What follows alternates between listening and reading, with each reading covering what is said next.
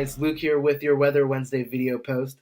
Last week was all about the history of hurricane naming, and this week I'm bringing you the history of winter storm naming. So, while I was doing my research for this, a lot of interesting things came up about the history of winter storm naming.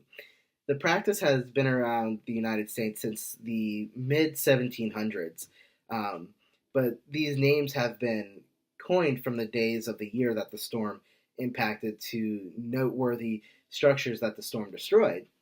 So, like the great snowstorm of 1717, or the 1888 storm that was dubbed the Schoolhouse Blizzard, or even the 1924 storm that was dubbed the Knickerbocker Storm. Typically, these namings of the winter storms happened after the fact rather than before. But back in 2010, the Weather Channel and other various media started naming winter storms all on their own. And this started a lot of controversy over the practice of winter storm naming. A main argument of meteorologists that are against this practice is that winter storms can reform more than once, which would make the process of naming them both difficult and redundant.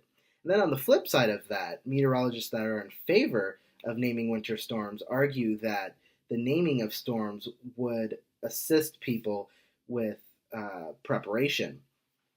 Back in 2012, the National Weather Service spokesperson, Susan Buchanan, had stated, "The National Weather Service does not name winter storms because a winter storm's impact can vary from one location to another, and storms can weaken and redevelop, making it difficult to define where one ends and another begins."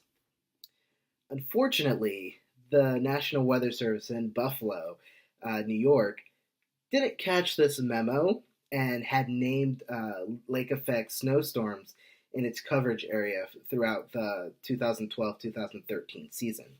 However, the office has since removed all its references of its naming of these storms and now only refers to the storms by date. Our very own Joe Myers of AccuWeather disagreed with the Weather Channel's practice of naming winter storms. I read an article that he was interviewed in, and in it he had stated, "In unilaterally deciding to name winter storms, the Weather Channel has confused media spin with science and public safety.